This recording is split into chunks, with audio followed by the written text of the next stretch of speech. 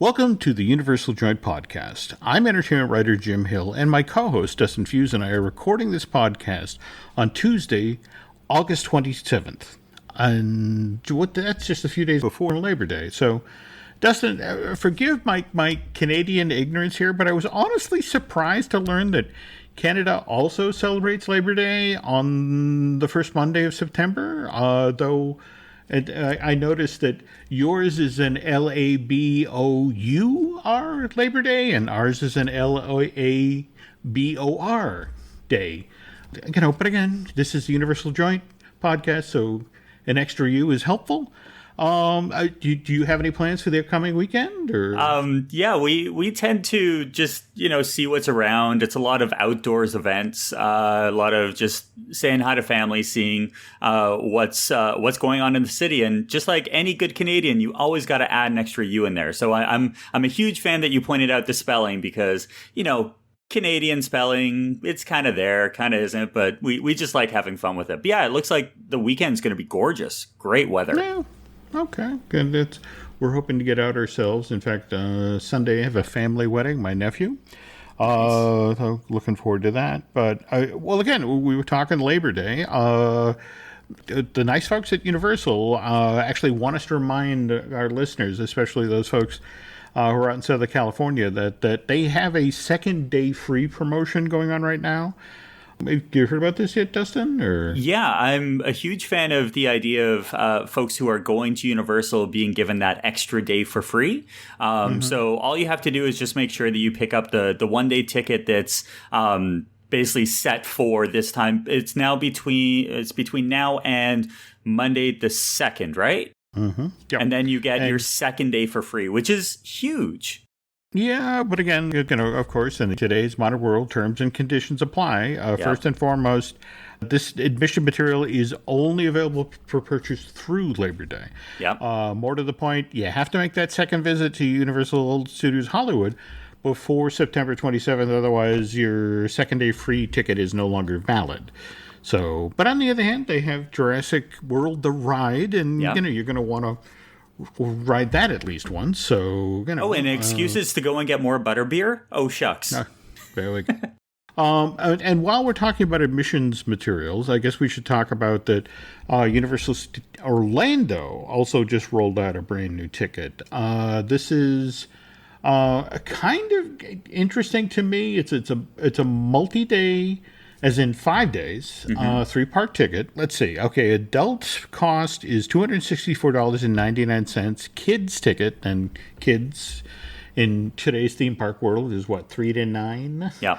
Anyway, those tickets are $254.99, but they get you into all 3 Universal parks, and that's, of course, Universal Studios Florida, Universal Studios Islands of Adventure, and Universal's Volcano Bay Water Theme Park, which I still can't say without feeling it's not a theme park. It's a park.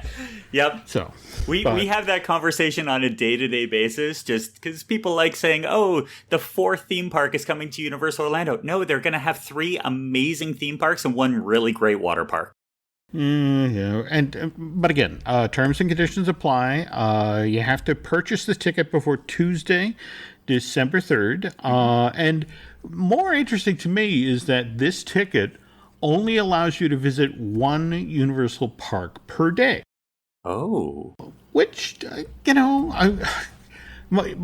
kind of concerned about that because it's like, isn't the Hogwarts Express like one of the big to-dos of, your Universal Orlando experience? And if your admission material only allows you to, to be in 1 park for 1 day, doesn't it mean you miss out on one of this resort's signature attractions? Yeah, I wonder if, and this is just spitballing as we're having this conversation, what the upgrade would be to put one of those days as a park hopper.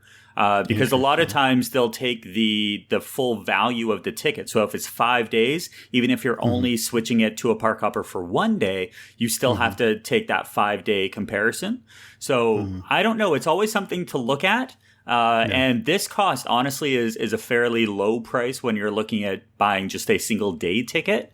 So yeah, just as Jim said in the very beginning, just know the terms and conditions. And if there are ways around it, just be prepared to fork out a little extra if you did want to do the Hogwarts Express. Well, it's funny you say ways around it, because I couldn't help but look, okay, because it $264.99 for 5 days worth of admission to any theme park in Orlando is a pretty good price. But I couldn't help but look at seasonal passes for Universal, and here's the thing, Justin, for $5 more, $269. You get a pass that allows you, first of all, allows you to go from park to park.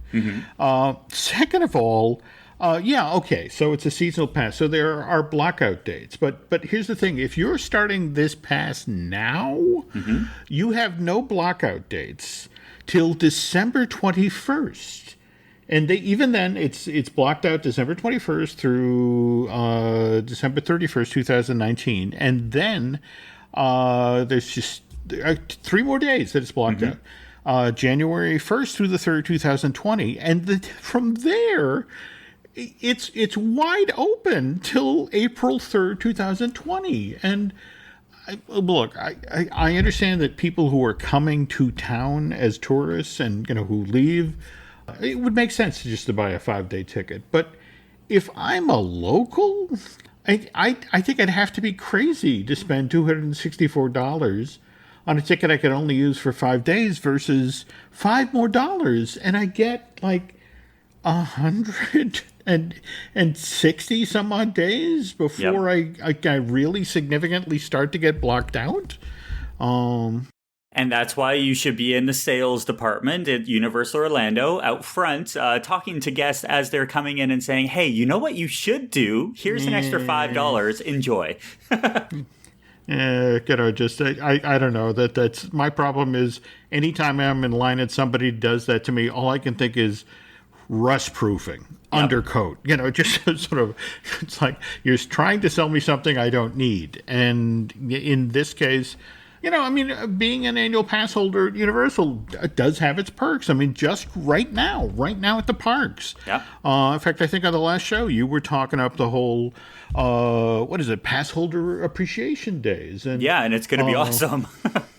And now, is the lounge still up and running? I forget. Wasn't that a short-term aspect of it? Let's see here. So there's a lot of things that are involved in this event. It's 50 days to show you the love. So it's August 12th to September 30th. Secret menu items, dining discounts. Oh, they give you, you can purchase a exclusive Coca-Cola Freestyle souvenir cup. And you get, this is something I didn't know until just logging in for this. You actually get the exclusive flavor. So they brought out a new Sprite Grapeberry Blitz that's only available at the Coca-Cola Freestyle locations. So that's kind of cool. Let's see here. Merchandise.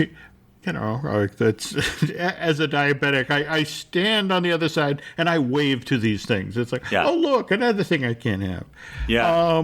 But, actually, supposedly one of the great perks of these pass holder appreciation days is the pass holder appreciation night. And in fact, the most recent one was held on Sunday, August 18th, from 8 p.m. to midnight. Pass holders had all of Universal Studios Florida to themselves. And, and unfortunately, some folks kind of took advantage of this. You heard about this photo, right? A little bit. Yeah. Okay. For those of you who don't know, 4 idiots who were riding the Revenge of the Mummy ride, evidently, when they got to the image capture point in the attraction, they made, it was either the Nazi salute or white power symbols. And then to sort of make this so much worse, and again, to be fair here, the poor Universal team member who was working the image capture thing at Revenge of the Mummy evidently didn't recognize what they were doing. Yeah. And to be honest, I say this as a 64-year-old adult. I wouldn't know a white power symbol if you did it in front of me. Nazi salute, I know. Yeah. But yeah, so what they do is they not only capture this image, they hand it off to the social media team, who then put it up on the Universal Passholder fan page. And now, to their credit, when people pointed out what was going on in the image, Universal fell on this thing like wolves and pulled it down and immediately apologized. They issued a statement about the accidental posting, saying it was appalling, that went on to stress that hate has no place here and we have no tolerance for any displays of hatred within our destination. We stand for diversity, inclusion, and respect, and any guest using hate speech or displaying hate symbols is immediately removed from our destination and not allowed to return. Kind of, in this situation, though, there's no word about whether or not they were actually able to identify the pass holders or and their guests and what was done. However, if there's a God, they took an Uber that night, and that meant before they left the park, they basically had to walk to the moon to get out of the park to go home. Have you heard about this new Uber Lyft setup that Universal has? Yeah. By the way, just so everyone knows, that was a Jim segue, and wow.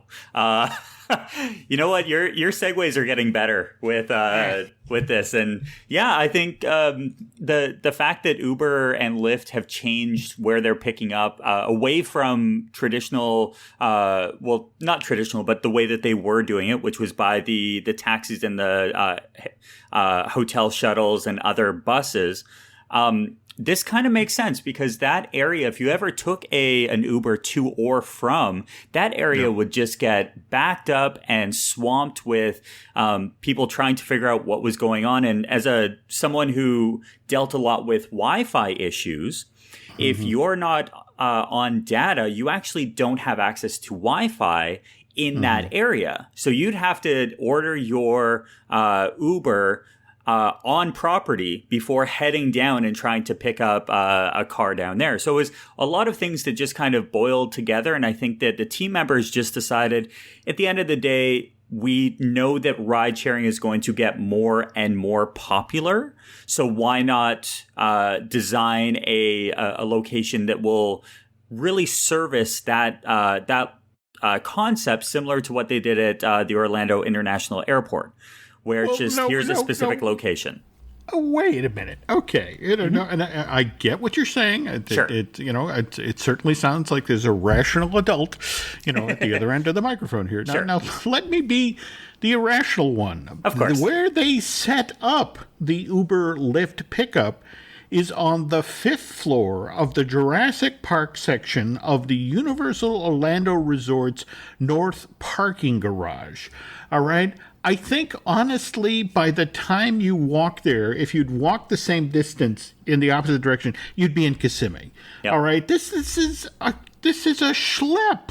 And it's not only that, it's a schlep at the beginning of the day, and certainly it's going to be a schlep at the end of a long day at the Universal Parks. I mean, I get that real estate is valuable, and let's be honest, Uber and Lyft, are relatively recent developments. So, the park and the resort as designed today just didn't accommodate that. And mind you, after the fact, they're trying here. I mean, for example, there will be a dedicated lane going in and out of the parking garage. So once you actually get up to the 5th floor, you'll be able to speed away relatively quickly. More to the point, if you're arriving during the day, they'll take you upstairs, drop you off, and you can begin, your Universal adventure, as quickly as possible. But still, it's the 5th floor of the North Parking Garage, Dustin.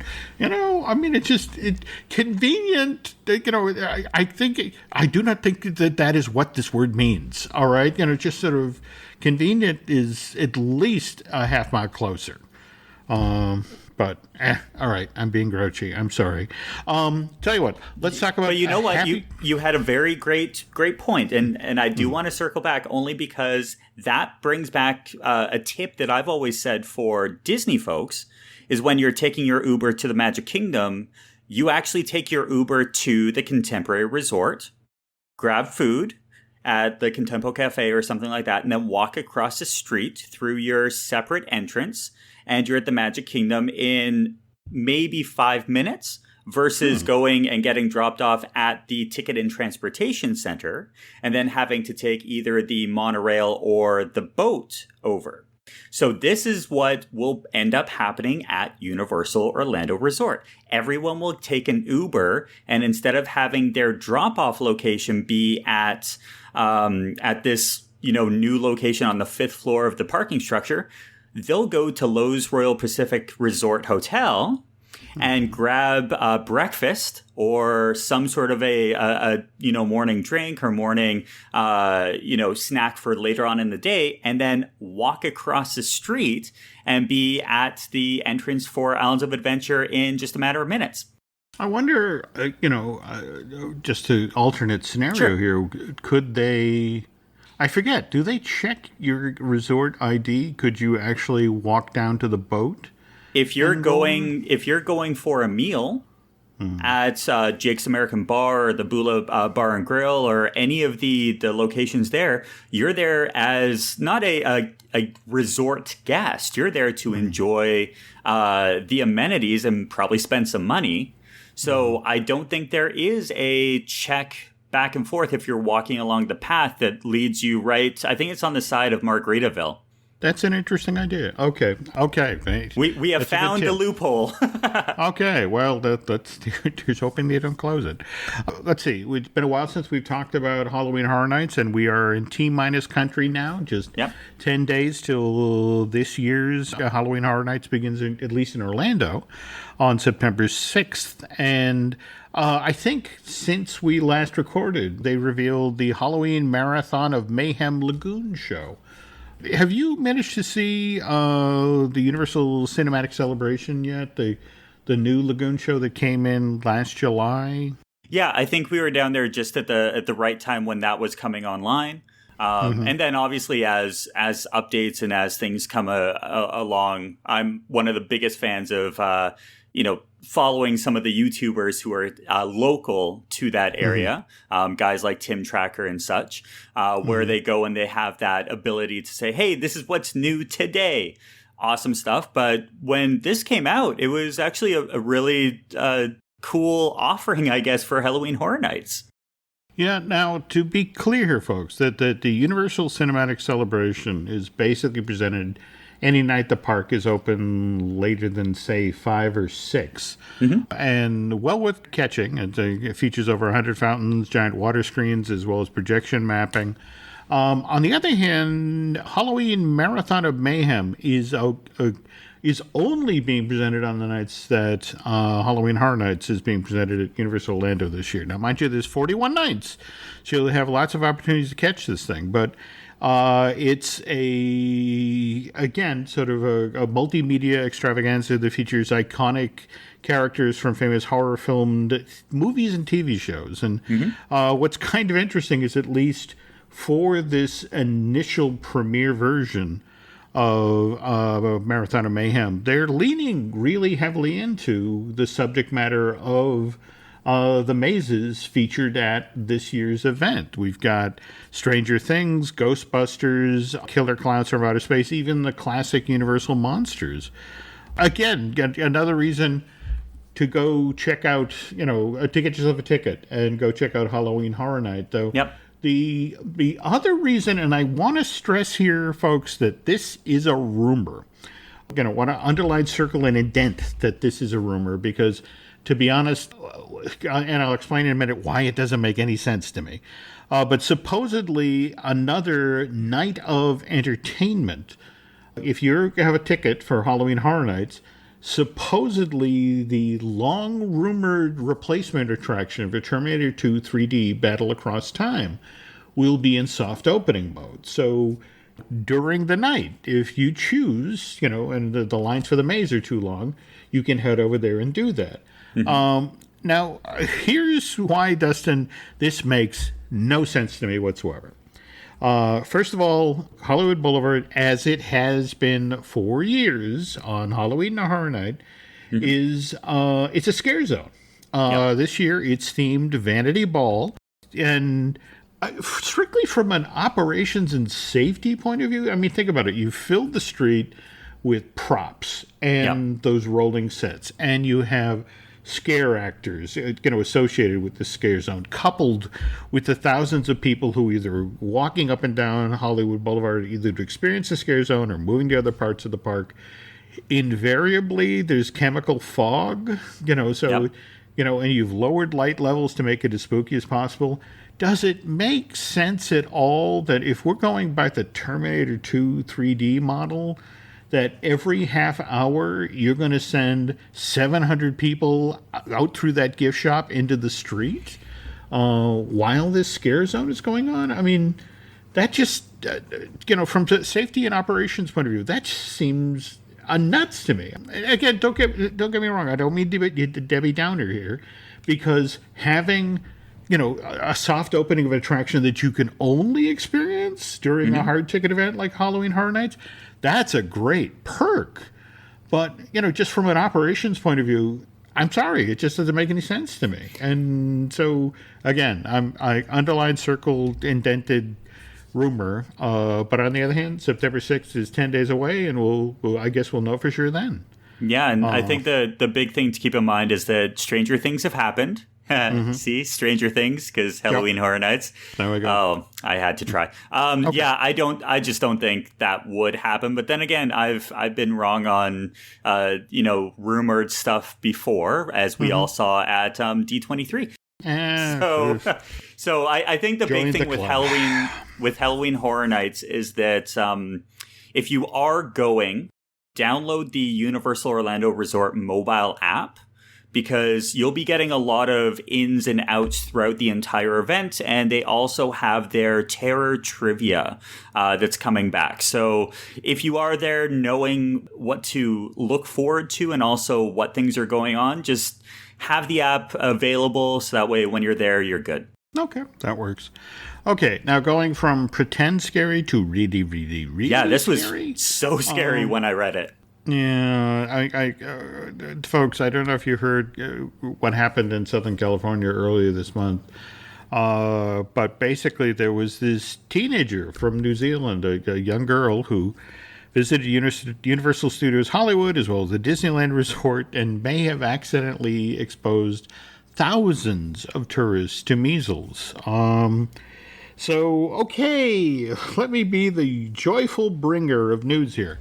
If you were at Disneyland or Disney's California Adventure on August 12th, likewise, if you were at Universal Hollywood, also the TCL Chinese Theater and Madame Tussauds on Hollywood Boulevard on August 14th or 15th, you need to pay attention to your health, because that's the thing about measles.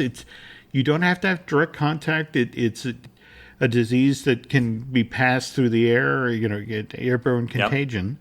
More to the point, it can take as long as 21 days before, if you're exposed to it, the symptoms start to show up, and that includes fevers and rash.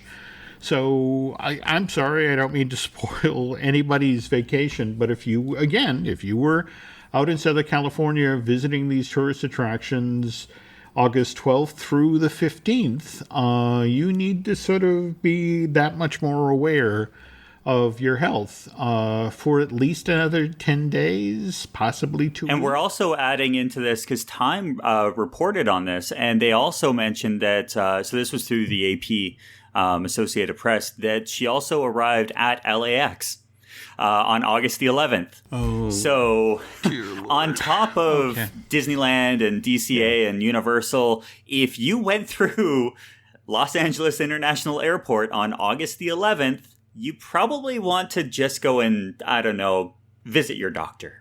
Okay, but let's stress here. She came from New Zealand, so she Yeah. would have just come through the international terminal. Yeah. Okay. Well, all right. Tell you what, that's not a really happy way to go into the commercial, but we're still going into a commercial, folks. But when we come back, we're going to give you an update on how Hobbs and Shaw's has been doing at the box office, as well as share some listener mail. Adobe Acrobat Studio, so brand new. Show me all the things PDFs can do. Do your work with ease and speed. PDF Spaces is all you need. Do hours of research in an instant with key insights from an AI assistant. Pick a template with a click. Now your prezzo looks super slick. Close that deal? Yeah, you won. Do that, doing that, did that, done. Now you can do that with Acrobat. Now you can do that with the all-new Acrobat. It's time to do your best work with the all-new Adobe Acrobat Studio. This episode is brought to you by Paramount Plus. Paramount Plus has movies. So many movies. The movies you've seen 1,000 times and could watch 1,000 more. Iconic movies your friends can't believe you haven't seen. New movies, classic movies, new takes on classic movies. So whether you're into Top Gun or The Naked Gun, Mean Girls or Mission Impossible, Smurfs or Sonic the Hedgehog, there's a mountain of movies to discover on Paramount Plus. Start streaming today. And we're back. Before we get started here, while Dustin and I were pre-gaming, you mentioned you came across some very interesting trademarks just prior to us starting to record tonight. Yeah, so we are, let's see, I'm just going to bring them up because it's always fun to, go into Trademark Central and seeing what's around. All right, so it looks like Universal Monsters has officially been trademarked. A trademark has been filed with the federal government as of Friday, August 23rd. So we have multiple trademarks for that. We also have and Universal Monsters. So that's classic monsters. That's we're thinking possibly Epic Universe, but it could be used for everything from books and magazines to pre-recorded video discs and DVDs to clothing. So it's all over the place. We also saw the new trademark come out for Minions, The Rise of Gru.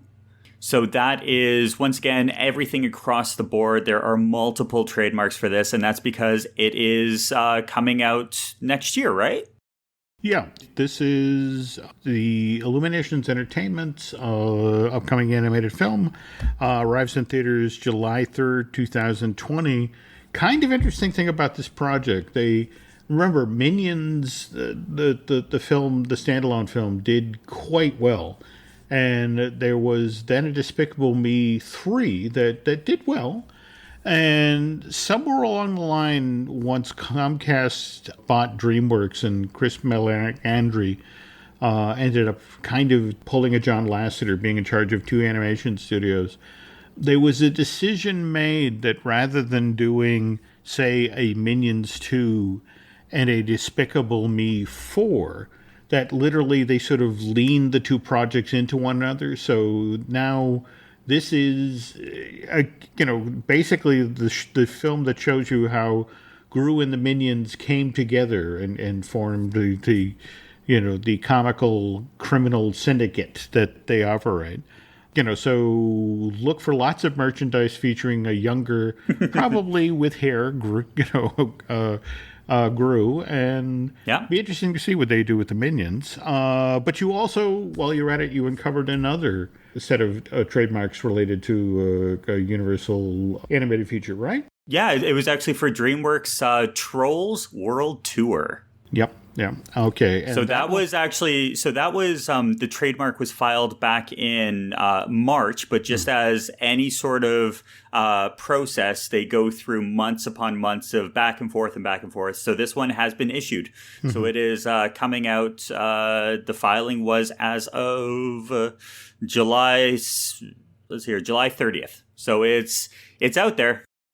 Yeah, and the interesting thing is they've got an April 17th, 2020 release date for this thing. And what's kind of intriguing about that is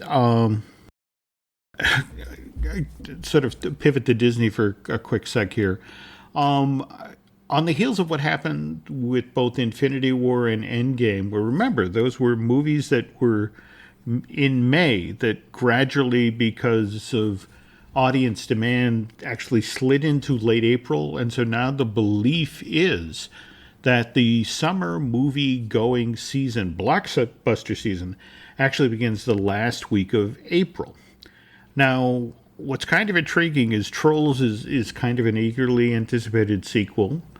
Mm-hmm. And Universal and DreamWorks are kind of rolling the dice here to the effect of, hey, let's see whether or not we can actually move blockbuster season even a little further out. So they're looking, rather than the last week of April, this is literally, say, third weekend in April, second weekend in April, depending on how the calendar falls. Mm-hmm. Well, and they're also, like, when you look at the cast, oh my goodness, they're doubling down. So not only do you have everyone from the original cast, so Anna Kendrick, Justin Timberlake, but then they filled out the cast pretty huge with James Corden, Kelly Clarkson, Ozzy Osbourne, a couple of like my favorite voices that are out there, from Gwen Stefani to Kenan Thompson, and this kind of a show, when they're bringing it out in April, is perfect time. But that said, in fact, and again, this is kind of brave of both Universal and DreamWorks to do this, given what's just happened this past spring and summer. Very true. In fact, we talked about Secret Life of Pets 2 and how it's supposedly an eagerly anticipated sequel that did kind of middling business. Mm-hmm. Same thing happened again, another DreamWorks project, How to Train Your Dragon Hidden World, coupled with Lego Movie 2, the second part. The only animated sequel this summer that's managed to do the business that people thought that it would do was Toy Story 4. But even then, if you talk with folks at Disney, they honestly believe that perhaps it was a mistake to bring Toy Story 4 out the same summer as Jon Favreau's Lion King. Face it, that was a monstrous success, and more to the point, just sort of sucked a lot of air out of the box office. I mean, don't get me wrong, no one at Disney is complaining that Toy Story 4 became the studio's $5 billion earner for the year. But quietly, if you talk with them, it's like, well, we thought we were going to have $1.2 billion. Yeah. So that's $200 million that went into Simba's pocket that should have gone to Woody and Buzz. So, and while we're talking box office here, let's pivot and talk about Hobbs and Shaw. And again, you and I talked about this Fast and Furious spin-off the last show. Mm-hmm. It's continued to chug along in the box office. The interesting thing is that to date, it's only sold $147 million worth of tickets in North America, 440 overseas. So total worldwide box office, $588 million. And which, just to be clear, that's less than half the business that Fast and Furious, the last Fast and Furious film, Fate of the Furious, did when it was released to theaters back in the spring of 2017. And again, ironically enough, it earned the money that Disney thought Toy Story 4 was going to earn. It's $1.2 billion. Mm-hmm. So Universal was kind of downbeat about Hobbs and Shaw because, they put $200 million into this thing, and when you're at 588 worldwide, I mean, look, you're going to turn a profit, just not a big one, or at least the way Hollywood math works. But Dustin, that literally all changed this past weekend when Fast and Furious presents Hobbs and Shaw. That, by the way, is the real name of this movie. Just in case, it's almost a Fast and Furious film, folks. Fast and Furious presents. Yeah. But anyway, it opens in China, and over a single weekend, this Universal Picture release in one territory makes $102 million. So suddenly, the world is so much brighter for Hobbs and Shaw. That this Fast and Furious spinoff, as of right now, it's far more likely we're going to get a sequel to this thing in summer of 2022. And more to the point, given that response to Universal product, I cannot tell you how happy the people who work at Universal Parks and Resorts are that they're opening Universal Studios Beijing. And, that right now is tentatively scheduled to open in spring of 2021. Now, I think we've talked previously about the concept art for Universal Beijing and how it's laid out. Yeah, it looks gorgeous. If you're a theme park fan, you want to go and check out this concept art. And I stumbled upon it through Theme Park University. So they have Josh did an article back in September of 2018. And he's basically brought a ton of that initial concept art mixed in with plans and all the different zones together into one page, which is a great help. I don't know, that Josh Young, the gentleman behind Theme Park University, always does good work. If you haven't already booked that Mark this site, folks, you should. It's always great stories there, always good info. But yeah, for me, what I find fascinating about the setup for Beijing is the notion that when you enter the park, you walk under the giant Universal Hotel. And in fact, it's giant. This thing is huge. It's not, in fact, for me, what's kind of intriguing is it's supersizing what they did at Euro Disneyland Paris. I mean, you have the Euro Disneyland. I'm sorry, I keep dating myself. That's what they called the hotel back in 92, Jim. It's been the Disneyland Paris Hotel since 94, 95. Anyway, the Disneyland Paris Hotel, you have your ticket booths, you have your entrance plaza largely under this hotel, which doesn't overwhelm the hotel. It doesn't loom large or block out. It fits the world, whereas when you look at the concept art for Beijing, this hotel, has to be 15 stories tall. And it looms up over the entire park. And I guess what's intriguing for me is if you look at, what's been proposed for Epic Universe, you have that huge hotel, but it's at the back of the park. Yeah. And positioned in such a way there that, I would honestly be surprised that, if this isn't the screen for the nightly projection mapping souvenir or, finale fireworks driven show. But what's kind of intriguing is that if you then pivot to the expansion that's going on at Tokyo Disney Sea's Fantasy Springs, that it's also going to have an in-park hotel at the back of Tokyo Disney Seas. But again, Disney's trying to sort of split the difference here. It's certainly larger than, say, the Disneyland Paris Hotel. And in fact, I want to say when you enter Tokyo Disney Seas, you actually go under one of their hotels as well. Yep, that's correct. So it's to me that's fascinating. You're kind of bookending the park with hotels. But yeah, we are in such a different time. Though, before we step off of the concept art here, I want to share something that a good friend shared with me in regard to this piece of concept art. Can't tell you who they are or their association with the project. But basically, they're in the mix, folks. Yeah. And they were talking about how people reacted to this piece of concept art. This is a quote. People examined every micron of that art, intentionally vague as it was. Every brushstroke was scrutinized, and he felt bad because, so many of those keystone details that people honed in on were probably created when the artist's cat walked across the Syntec. He said basically, look, people on the internet have elaborate theories about every brushstroke in that piece of concept art for Epic Universe. And if you talk to the actual theme park designer who was involved with that painting, their reaction basically would be that part, the orange part there, that's orange because I like orange. So, Anyway, so just again, want to put that out there.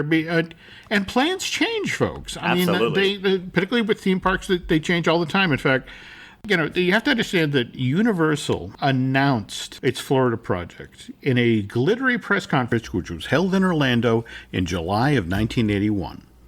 And at this point, the project, which was supposed to cost $170 million, which again, that's 1/3 of what Disney spent on Avatar: The World of Pandora. Yeah, that's cute. Like, imagine being back in those days and being like, "Oh, we're gonna build this for $125 million." What? No. Yeah. But here's the thing. At this point, they're still anticipating that the park will open in 1984. And okay, so it's going to be built on 423 acres, just 10 miles north of Disney World. It will be home to a state-of-the-art motion picture and television studio. Also planned as an adjacent area for guest accommodations and services. But here's basically what your experience was supposed to be. A visitor tour will be divided into two parts: a 45-minute long tram ride through an extensive backlot and a visit to the entertainment center. Along the tram route, a runaway train will rush toward guests only to screech to a halt just inches away from passengers.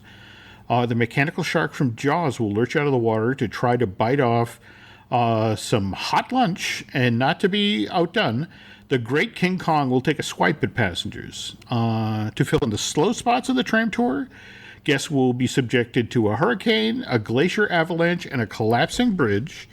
And through ingenious mechanical means, a body of water will give way to the parting of the Red Seas, and robots and spacemen will fight a laser battle aboard an alien spaceship from Battlestar Galactica. So this is the Hollywood tram tour lifted up and carried 3,000 miles across the country and dropped in Orlando. Now, at the entertainment center, there'll be a series of shows based on well-known sets and stages. On a typical Western movie street, Stuntman will shoot a spectacular gunfight. The part of this that is especially fascinating, and think about this. This is 81. They make this announcement. Featured as part of this Universal City, Florida park is Castle Dracula, where actually this is the way they say it, folks. Classic Universal stars from the 30s and the 40s, Frankenstein's monster, the Wolfman, and Dracula, featured in an attraction for guests. So think about it. That's 1981. They make this announcement. Here we are in 2019, and Dustin, you just came across, those copyrights. They are still trying to figure out how to bring these characters into the park in a way that connect with folks. And you know what? At the end of the day, a lot of those connections just aren't really connecting with the guests. Folks are going into, and I think I mentioned this too, folks are going into focus groups and saying, hey, this is what, and Universal is presenting their ideas for the future of, hey, what do you think about this? And what do you think about this? We had a listener reach out and say, hey, this is something that we encountered on a recent focus group. And they sent along 6 of the different concepts that were being shown to the group. And out of all of the concepts, he was basically the only person out of 10 in that group that all had kids between the ages of, I think he said, ages of 7 to 11. And he was the only one that was excited about classic monsters. And it's because something that you've brought up, and we've talked about it in the past, that Universal classic monsters are classic because folks remember not only when they were filmed, but also as they were being reintroduced by the various forms of entertainment through DVDs and, behind the scenes featurettes. And kids nowadays just don't have that same connection to Frankenstein or to, a monster meet and greet, or even something that he put out there was that, what about Scooby-Doo? And all of those types of things, we just don't have that same connection. And another thing that came up during this conversation that, you and I have talked about in the past was Universal is very good for teens and then going into adults. Their way of focusing on the kids is that area in Universal Studios Florida that has Woody Woodpecker, Barney, E.T., and, you know, do kids really... When's the last time a kid has ever watched a Barney show or a Woody Woodpecker show or have ever seen E.T., the movie? So it's a fun little, you know, tightrope that Universal is trying to figure out for their new theme park. And we would love to see classic monsters if it's done properly. I just don't know what properly is. Well, and I'll hold that thought about the Sure. the kid-friendly thing, because Yeah. I want to circle back to the story I was referencing that started off with that July 1981 press conference. Yes, sorry. So this is 83 or thereabouts. And what ends up happening is that Universal puts the park in Florida on hold for at least 6 months at this point. And one of the more interesting things they cite is that they had seen what was happening with Epcot, that it was not meeting its attendance projections. And so there was a hesitancy to go forward to build yet another theme park in the Central Florida market, based on the fact that the brand new one, the long anticipated Epcot Center just up the street at Disney, wasn't doing the business that they had hoped it would do. So it's like, hey, we're just going to tap the brakes here a little while and see if that sort of course corrects, if that's just a temporary thing or if that's, something that's really going on. Now, we jump ahead to 10 years, to 1993. And, let's start with that. You got a listener letter there. Yeah, I did. By the way, if anyone ever wants to send us ideas for any sort of conversation topic, anything like that, just flip it over. We're more than happy to check it. I think Jim, you're still at jim@jimhillmedia.com, and I'm just ideas@stepstomagic.com. So if you do have these types of things, this is great. So we got it from Jason, who said, "I have a question for you about Epic Worlds." You and Jim discussed the Looney Tunes that were going to be present in Islands of Adventure on a previous Universal Joint podcast. In Epic Worlds, is there any discussion on a land like that? I have no idea why Looney Tunes had basically dropped out of pop culture, especially from the Renaissance of the 1990s. And is Universal dead on that intellectual property? I think those characters can give a strong presence with today's youth, given the retro Mickey shorts that are being out there. Big fan of the podcast, Jason. Okay. Well, again, ironically enough, if you really want to learn about the second gate that was going to be built prior to Islands of Adventure, and that was Tooniversal Studios. What you want to do, oddly enough, is go over to Josh Young's Theme Park University. He has some amazing articles, especially going into crazy detail of the Gotham City and the Metropolis portions of that theme park.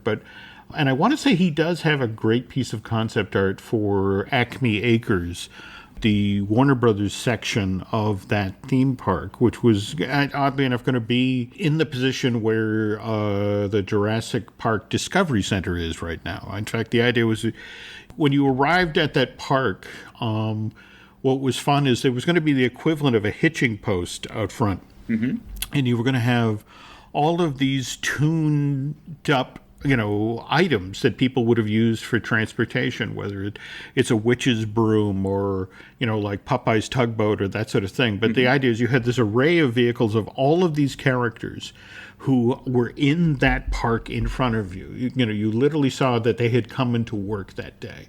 And then you walk into this park and, you would have had Gotham City to your right in kind of the position where Sousa's Landing is now. And Metropolis was going to be on your left side where Marvel Superhero Island is. But again, if you looked across the water, if you remember the Tiny Toons TV show from the late 80s. Oh, absolutely.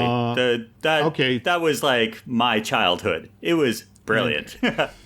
At Acme University, exactly. We learn our tune degree. Okay, you literally would have looked across the lake, the lagoon, and there was Acme University looming up in the background. And then as you made your way, there was going to be sublands within the land, and they were going to have a wonderful Roadrunner and Wile E. Coyote themed roller coaster that had to this day has my favorite launch of an attraction that never got built. That you basically climbed into one of those rockets that Wiley was always buying from the Acme Corporation. And, big red rocket, with the cone shape at the top and the fins in the back.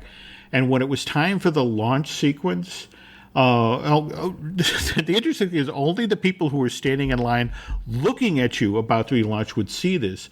But this giant robotic arm would reach out with a match. Oh, that's awesome. And go to the very back of the rocket. And, you'd hear the sizzle noise, and then you'd boom out of, the station. And then you were basically, the idea was that you were chasing the Roadrunner for Wiley. He was remote controlling you.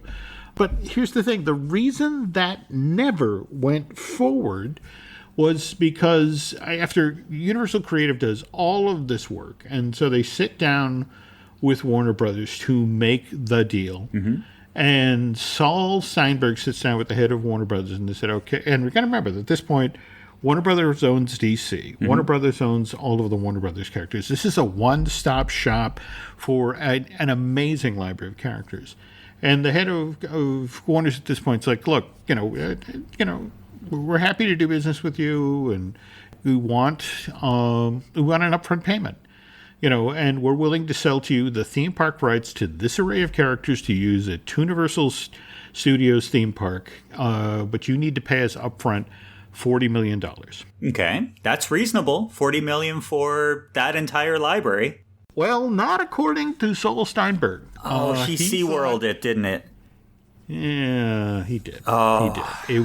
It was just one of these things where, because he thought that was greedy, that we're all going to make money off of this. You're going to sell T-shirts. You're going to sell toys. Why do we need to pay money up front? And he killed the deal, and then suddenly, from having all of this great IP all in one place, he's now got to go back and piecemeal it. Now, mind you, in the same window of time, here comes Jurassic Park over the hill, and, that's clearly a huge thing. And more to the point, they have their pre-existing relationship with Steven Spielberg. Yeah. So it's like, okay.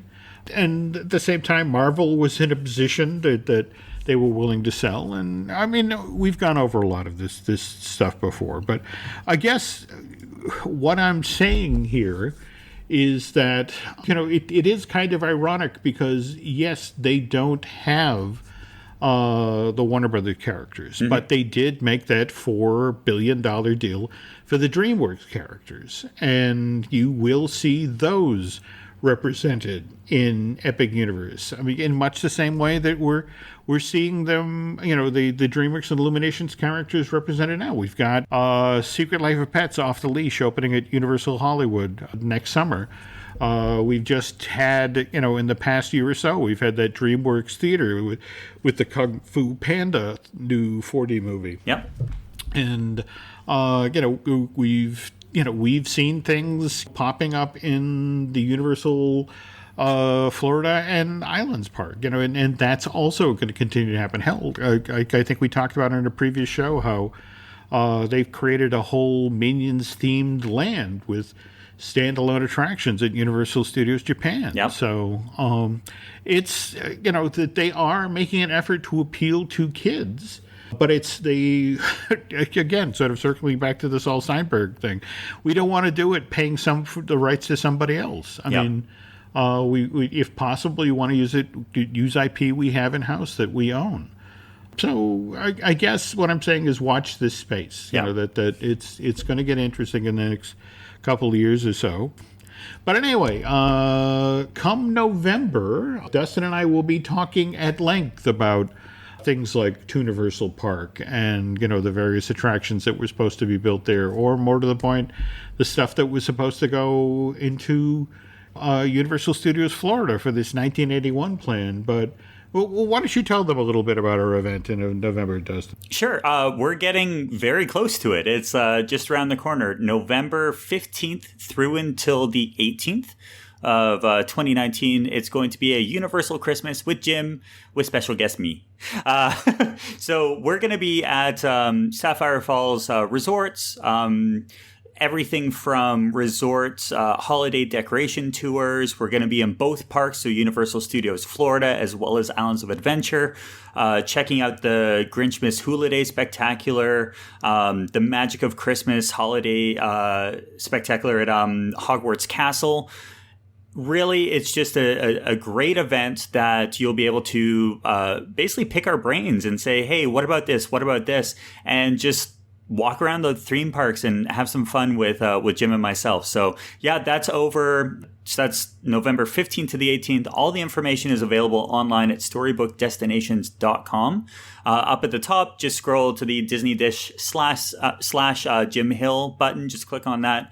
And yeah, lots of great information, but definitely now's the time that, as the summer is coming to an end, you want to think about, the holidays. So might as well head over there and see if it'll fit within your vacation plans. And speaking of great information about the parks, that's you don't just talk here, Dustin. You have, a couple of podcasts of your own. If people wanted to listen to those, where could they find them? Yeah, so I'm over at the We Like Theme Parks podcast. So it's three theme park nerds talking about theme parks. So it's great fun. We have a tendency to react to different announcements and talk about trip planning and all that other fun stuff. And on top of that, I'm over at stepstomagic.com. So that's Disney and Universal trip planning. And, there's just so much in the theme park industry right now that I'm found on 2 spots, but Jim has what? You're up to 27 podcasts at this point? 28, but who's talking? Okay, yeah, we've got the mothership Disney Dish with Len Testa. We have Fine Tuning with Drew Taylor. We have Marvel Us Disney, where Aaron Adams and I talk about what's going on the Marvel side of the fence. We have Looking at Lucasfilm with Dan Zayer. And poor Dan is still trying to recover from the D23 Expo. We have the I Want That show with Michelle Valladolid, which is about Disney merch. And, of course, you have the show that you are listening to today, Universal Joint. Tell you what, if you could do myself and Dustin a favor, if you could head over to iTunes and rate and recommend our shows, that would be incredibly helpful. Likewise, if you really, really, really like what we do here at Universal Joint, if you get over to Bandcamp and subscribe, that would be cool. And I guess that will do it for now. And I think by the next time we record one of these things, Dustin, it will be Halloween Horror Night time, and maybe we'll actually find out about that mysterious Terminator 2 3D rumor. Oh, that'll be awesome. That would be awesome. It seems unlikely, but that would be awesome. But if that happens, folks, we'll discuss that on the next show. But till then, take care.